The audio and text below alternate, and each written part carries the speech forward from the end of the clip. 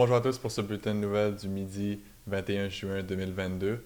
Aujourd'hui, il n'y a que moi en studio. Ben, que moi. Gab n'est pas là aujourd'hui, mais j'ai son remplaçant ici, Groovy. Tu peux nous dire un petit allô? Ouais, il est pas très bavard, disons. Mais il va pouvoir en parler un petit peu. Et aussi, on a Julia qui est en studio avec nous. Allô?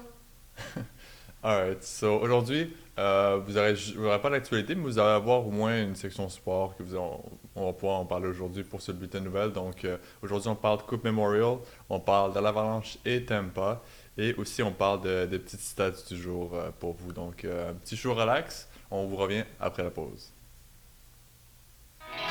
Depuis Laval, Québec, bienvenue sur Groove Station Canada TV. Musique, culture, sport, actualité, ça se passe ici. Groove Station Canada TV, c'est votre TV.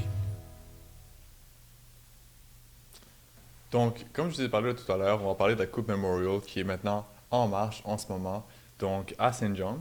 Euh, Comme on avait parlé la dernière fois, il y a quatre équipes qui vont maintenant se joindre à la Coupe Memorial, donc les Cataractes de Shawinigan, les Sea Dogs de Saint John qui sont l'équipe haute, les Oil Kings de Edmonton, ainsi que les Bulldogs de Hamilton.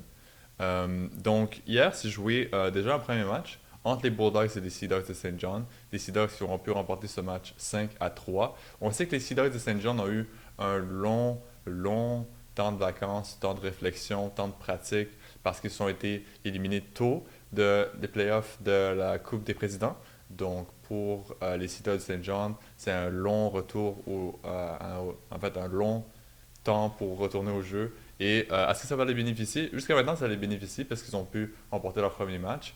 Donc, si on se rappelle, en 2012, les Cataractes de Shawinigan, qui étaient l'équipe haute, et ils avaient été éliminés tôt dans la Coupe des Présidents. Ils sont allés dans la Coupe Memorial et ont gagné la Coupe Memorial. Donc, pour les Cedars de Saint John, est-ce qu'ils pourront répéter ce que les Cataractes de Shawinigan ont fait en 2012? C'est à voir. Et justement, les Cataractes de Shawinigan qui sont présentement dans la Coupe Memorial. Donc, c'est un peu un flashback. Puis, les Cataractes de Shawinigan pourraient leur en dire plus par rapport à ça. Un calendrier vite fait de qu'est-ce qui se passe, un calendrier des prochains matchs à suivre. Donc aujourd'hui, on va avoir les Cataractes de Shawinigan qui vont jouer contre les All Kings d'Edmonton. Ensuite, demain, le 22 juin, les Steelers Saint John qui vont aller jouer contre. Qui vont aller jouer. C'est leur ville haute en fait. Donc ils vont jouer contre les All Kings de Edmonton. Ensuite, le 23, les Bulldogs d'Edmonton qui vont jouer contre Shawinigan. Le 24, Hamilton contre Edmonton. Et le 25, les Cataractes de Shawinigan qui vont affronter les Sea Dogs de Saint John. Donc vraiment, si vous voulez un match-up All LHGMQ, ça va être samedi le 25 que vous allez pouvoir le voir. Donc vraiment, c'est intéressant de voir qui pourrait aller chercher la Coupe Memorial. Il y a plusieurs très bonnes équipes. Si vous êtes un fan des espoirs du Canadien, peut-être que vous allez aller avec les All Kings d'Edmonton parce que c'est là que vous avez Caden Goulet. Ou peut-être si vous êtes peut-être de la région des Maritimes, vous allez peut-être aller avec les Sea Dogs. Ou si vous êtes du Québec, peut-être aller avec les Cataractes de Shawinigan. Moi, personnellement, je vais aller avec les Cataractes de Shawinigan parce que, écoute, la Coupe Memorial de 2012 était tellement unique, tellement spéciale. Je me souviens clairement comme si c'était hier, il y a 10 ans déjà. Donc, j'espère une autre victoire des Cataractes de Shawinigan, mais ce serait le fun de voir Kaden Primo aller chercher un autre trophée. On sait qu'il a gagné la WHL. Il pourrait gagner la coupe Memorial, ce serait encore plus le fun, encore plus de maturité pour lui et pour son bagage d'expérience. Maintenant, on passe au Lightning et l'avalanche du Colorado. Hier, on a dit qu'une avalanche allait frapper la Floride, mais c'est pas une avalanche. L'avalanche a été frappée par un torrent d'éclairs et tonnerres, et celle-ci, c'est les Lightning de Tampa Bay. Une victoire hier de 6-2. Le Lightning qui n'a pas encore fini de parler, de vouloir en faire plus. Est-ce qu'ils vont pouvoir renverser la vapeur?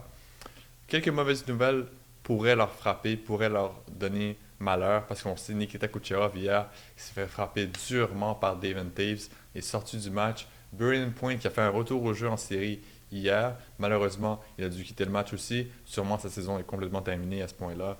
Donc pour le Lightning, c'est une grosse montagne à surmonter qui est l'avalanche du Colorado. Mais s'il y a au moins une équipe qui est capable de remonter cette pente, c'est la profondeur du Lightning de Tampa Bay.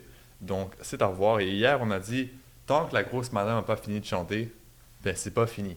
Puis la grosse madame en ce moment, elle chante à plein cœur et vraiment le Lightning qui l'a fait chanter. Donc la bonne femme, elle va continuer à chanter jusqu'à temps que le Lightning en a terminé.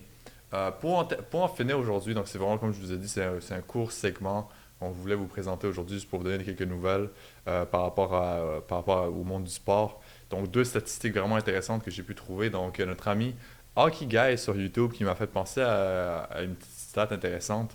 Vous, il y a juste une seule équipe dans l'histoire de la NHL qui a pu aller en série avec moins de 4 défaites dans une série au moins de 16 victoires. Il faut au moins avoir 16 victoires pour gagner. C'est les Oilers de 1988 qui ont eu 16 et 2 en série. En ce moment, l'Avalanche de Chicago est 14-3. Donc, s'ils gagnent leurs 2 prochains matchs, ils pourraient être la deuxième équipe à en avoir eu moins de 4 défaites pour remporter la Coupe Stanley. Donc, en ce moment, on voit que ça pourrait être le cas avec toutes les blessures du Lightning, mais comme je vous ai dit, la grosse madame n'a pas fini de chanter. Et aussi, une autre stat intéressante, reportée par François Gagnon, cette fois-ci de RDS. Nikita Kucherov qui va rejoindre Wayne Gretzky, Mike Bossy et Brian Trottier comme étant les seuls joueurs à avoir au moins eu 25 points dans 3 saisons éliminatoires consécutives. Donc, félicitations de Nikita Kucherov. Est-ce que sa saison éliminatoire est terminée? C'est à voir. Avec sa blessure, ça pourrait être le cas. Mais le Lightning, on sait souvent dans les séries, on joue avec des blessures. On essaye le plus qu'on peut de pousser son corps le mieux qu'on peut.